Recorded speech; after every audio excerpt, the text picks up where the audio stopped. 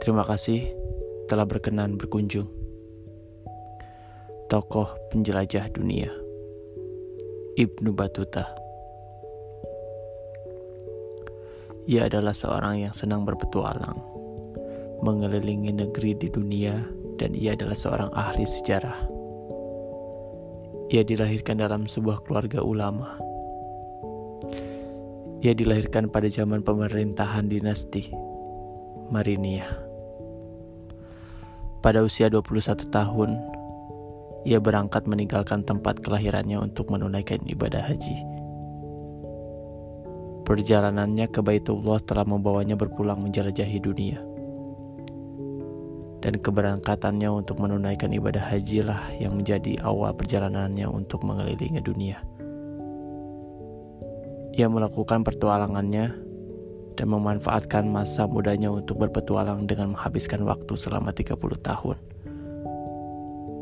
Pada saat itu, ia sangat ingin sekali pergi menunaikan ibadah haji dan berusaha meminta izin kepada ayahnya untuk pergi ke sana. Pada saat ayahnya sudah mengizinkan, ayahnya memberikan bekal berupa pesan terhadap Ibnu Battuta. Pesannya terhadap Ibnu Battuta adalah agar ia tetap memberikan kabar dengan kedua orang tuanya di kampung halamannya. Akhirnya, berangkatlah Ibnu Battuta pada hari Kamis. Ia menempuh perjalanan selama 1,5 tahun.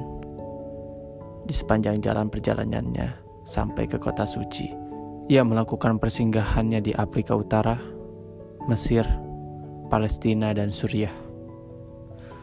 Di dalam petualangannya itu, dia tidak hanya menemukan teman baru, namun ia juga menemukan tambatan hatinya. Cerita asmaranya berawal dari perjalanannya menuju Tunis. Pada saat dalam perjalanannya menuju Tunis, Ibnu Battuta sempat merasa pesimis dengan tekadnya itu. Ia sempat berpikir akankah perjalanan ini sampai pada tujuannya. Dan pada waktu itu, keadaan kota Tunis sedang sangat tidak baik. Hujan lebat dan menjadi sebuah hambatan bagi Ibnu Battuta dan rombongannya. Baju-baju mereka basah dan kotor karena terkena lumpur. Namun mereka sangat beruntung ketika Sultan Tunis masa itu, yang kemudian akhirnya Ibnu Battuta dan rombongannya itu diberi bantuan. Ia dirikan bendera dan kemudian ia tegakkan. Dikelilingi bendera-bendera anggota rombongan yang berjumlah sekitar 100 penunggang kuda.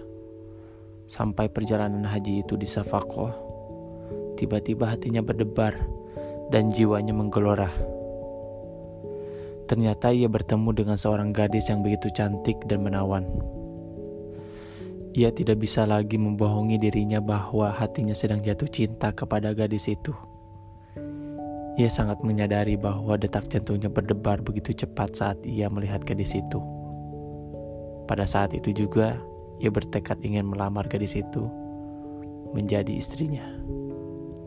Karena ia sudah merasa hatinya begitu mantap dan gadis itu selalu hadir di setiap mimpinya. Rupanya perjalanan Ibnu Battuta akan tertunda karena ia akan melaksanakan pernikahannya itu.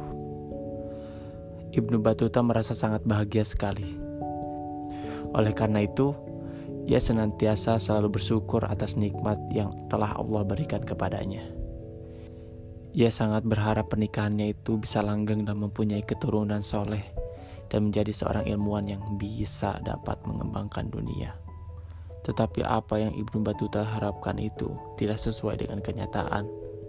Di dalam rumah tangganya itu, ia menemukan kesulitan, yaitu selalu berbeda pendapat dengan iparnya. Sehingga hal itulah yang membuat rumah tangganya kurang harmonis dan kandas. Pada saat kejadian itu dialami Ibnu Battuta, ia tetap melanjutkan tekadnya untuk terus berpetualang kembali.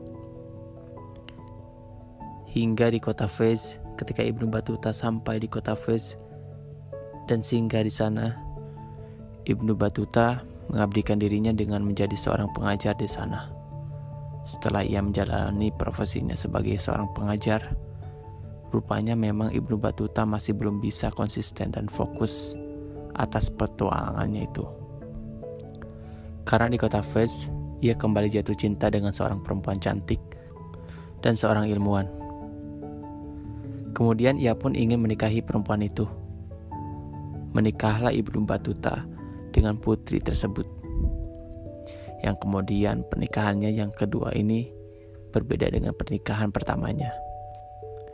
Karena kali ini pernikahannya dihadiri oleh para rombongan musafir. Setelah melakukan ibadah haji yang merupakan perjalanan pertamanya itu, ia memutuskan untuk menjelajahi Irak dan Persia, tepatnya Iran Selatan, lalu kembali ke Mekah.